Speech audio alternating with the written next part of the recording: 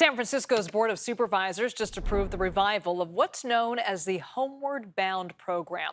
It's meant to help people living on the streets here reconnect with family or friends elsewhere and hopefully get a fresh start. And Macvic has more on how the program works. And yeah, it's basically a one-way ticket out of here. The city makes contact with a family or friend of an unhoused person, buys them a bus ticket, and sees them on their way.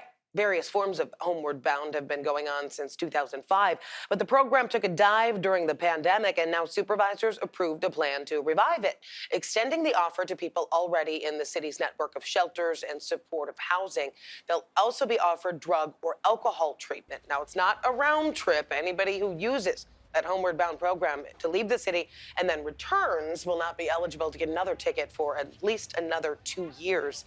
The city says about 2/3 of people who enroll in Homeward Bound remain in housing after the first 90 days of their move. So as that plan awaits final approval in San Francisco, another statewide plan to get people off of the streets is about to take effect, including billions of dollars of funding from Prop 1. That is the plan that voters narrowly approved in the election earlier this month. A $6.8 billion bond measure to create more treatment beds for people struggling with addiction and mental health issues.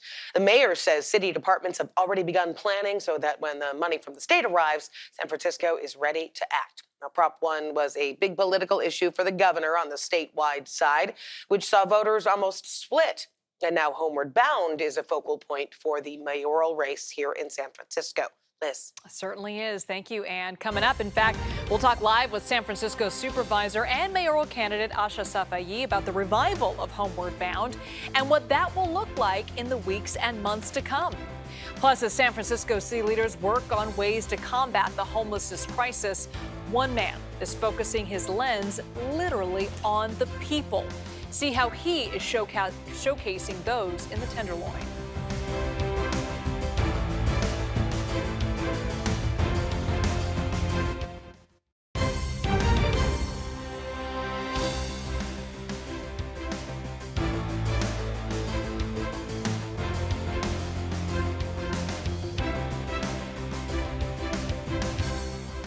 Gorgeous view of the city there. Today, though, we are diving into San Francisco's revival of a program called Homeward Bound to help unhoused individuals with resources to return to their hometowns outside of the city. Joining me now is San Francisco Supervisor and mayoral candidate Asha Safi. Thank you so much for joining us this afternoon. Thanks for having me. So why is it important to revive this program? Listen, this was one of the most successful programs San Francisco had at getting people off the streets. Unfortunately, under this mayor, it was buried in the bureaucracy. From 2004 to 2019, over 13,000 people were reunified with their family for about a couple $100 a month. So what we saw was the numbers that were about 800 to 1,000 a month were being served by this. Over that period of time, it dropped to just a couple hundred a year. So what we did is we said, let's bring this program back, let's elevate it, let's put it into the code, let's make it a law, and let's make sure the Human Services Agency and the Homeless Department were really promoting and engaging on this. One of the biggest critiques of the program was that some people were getting on buses and unfortunately never making it to that final destination and oftentimes ending up homeless again in another town or possibly even in jail. How is this revival going to change that? So what we did is we looked at the numbers and I want to emphasize this was a successful and is a successful program. What we do with it is we expand it. We want to say, if you're in a shelter, if you're in permanent supportive housing, if you're a little bit more stabilized, but we can reunify you with your family, we're going to do that.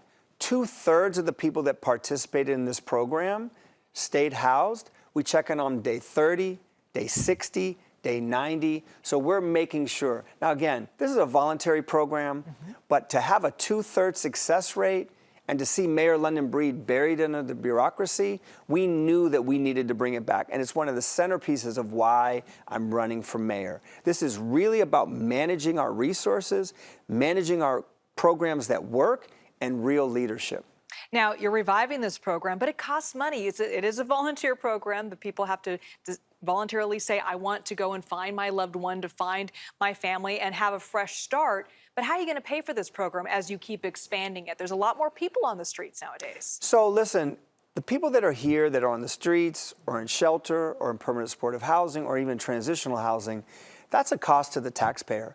On average, that is thousands and thousands of dollars. In exchange, and to balance that out, you're talking about, on average, $350 a person to reunify them. So from a human element, this is the right thing to do. But from a taxpayer's perspective, when we're facing almost $1 billion deficit, to say we're going to save money by getting people reunified with their family. Now, Prop 1 recently passed literally by the skin of its teeth. That's true. What impact will that have, do you think, on this particular program, but on homelessness in general in the city? Well, listen, one of the things that we know is that over the last number of years, mental health med psych beds went from around a high of around 21,000 down to just 18,000 California statewide. So if we don't have the beds to put people in, it's one of the issues that a lot of people had with Prop F that the mayor put forward. We're going to drug screen. But where are the beds? Where are you going to put people? Where are you going to get the treatment? Prop 1 solves that. What it says is we are going to expand the number of mental health beds that we have in the street. We're going to go out and we're going to hire the workers that can actually provide those services. And if you're getting those people into the right type of housing, they're going to get the treatment they need, they're going to stay housed, and you're going to see a reduction of people on the street. So Homeward Bound, Prop 1, they work really well together. You know, you mentioned Project Homeward Bound. It kind of dissipated. It got buried under what you are calling bureaucracy. COVID had something to do with it as well. How are you going to keep this, what you're calling a really successful program, how are you going to keep it going? So listen, we had the Department of Homelessness in my committee, and we said to them, we used to have it around 1,000 people served a year. Last year was about 340 people. How are we going to get those numbers back up? You know what they said to me, Liz? They said, we're going to educate our staff, we're going to promote this as a program, and we're going to work with all of our partners to elevate. What that says to me is the mayor let it go. London Breed didn't think this was an important program anymore. The department didn't think it was an important program. Yes, COVID played a role, but leadership and execution is really what we're talking about. And again, I just have to say, for someone that has the experience that's worked in this city, if you put the pressure on, departments will respond. And so now we're going to see this program elevated, and we're going to get those numbers back up. But we expanded to include shelter. We expanded to include permanent supportive housing, and I think that's going to make a big difference. So how quickly do you think we're going to start seeing results? I think this year, listen, we were at around 350 last year. Even the mayor now is following my lead. She says she wants to get up to 1,000. I think we're going to see those numbers at least double or triple this year because there's going to be a concerted effort to get that going. But again, it's all boils down to Human Services Agency, Department of Homelessness, and partners like the police department. I walked the footbeats in the Tenderloin last week with the captain, Captain Manning, and we were out there talking to people on the street. He said, do you know about Homeward Bound? Are you from the city? Can we reunify you with your family? When the officers are out there doing the footbeats, when the social workers are out there and the mental health case workers, when everyone's engaged in using this, it will be successful. All right, we'll check back in with you in 6 months and see how the numbers are. Thanks so much for having me today. All right, Supervisor Asha Safi and mayoral candidate. Thank you so much. Thank you. Well, another supervisor and former interim mayor, Mark Farrell, says that he also supports Homeward Bound, calling it one of the most cost-effective homelessness programs we have in San Francisco. And he is critical of Mayor Breed's handling of the program. Supervisor Farrell is also running for mayor this November. And we asked San Francisco mayoral candidate Daniel Lurie to weigh in on Homeward Bound, and here's what he had to say. I support restarting it, reinvigorating this program. It is a release valve in the sense that we need to get people off the street. And if that means sending them back to friends and family somewhere else across the country or outside of San Francisco, we have to do that. We cannot build our way out of this issue. We can't have endless amounts of people just coming to San Francisco. We need a very comprehensive plan in place, and this is one part of that plan, and so I support it. We need to send a message to the country and to the world that you do not come here to deal drugs, to do drugs or to sleep on our streets. We need to get tough on this, and we need to build the beds. We know San Francisco's Tenderloin gets a lot of attention in these conversations and coverage about homelessness. Coming up, see how one photographer is using his skills to showcase the soul of the neighborhood in a way a lot of people have never experienced before. It's nice to get a little attention, get yourself out there, you know? Be nice to have community members walk down the street and see themselves featured prominently and in a positive light.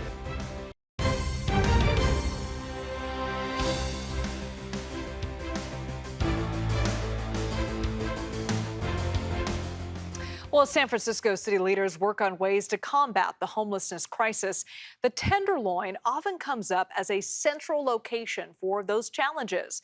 But our Itai Hod introduces us to one man who is focusing his lens on the neighborhood's most precious commodity, its people.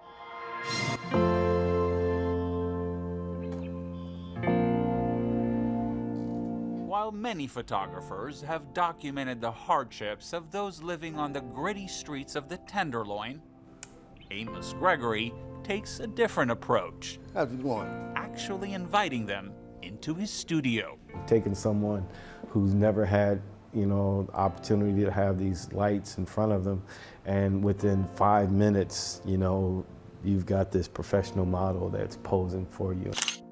For the last couple of months, Amos has photographed dozens of locals, hoping to capture the tender side of the Tenderloin. For most of his subjects, this is the first time they've ever sat for a professional portrait. Smiles and expressions that, you didn't think they had in them start to come out. Ready? His goal is to refocus the neighborhood's narrative by showcasing the dignity and resilience of this often overlooked community.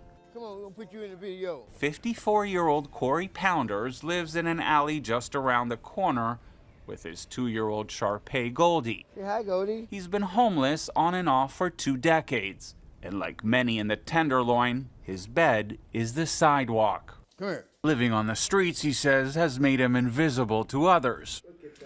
But not today.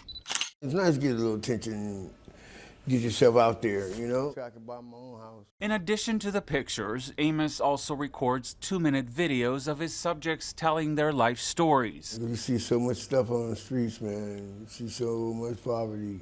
The hope, Amos says, is to eventually plaster these photos all over the neighborhood. Be nice to have community members walk down the street and see themselves featured prominently and in a positive light.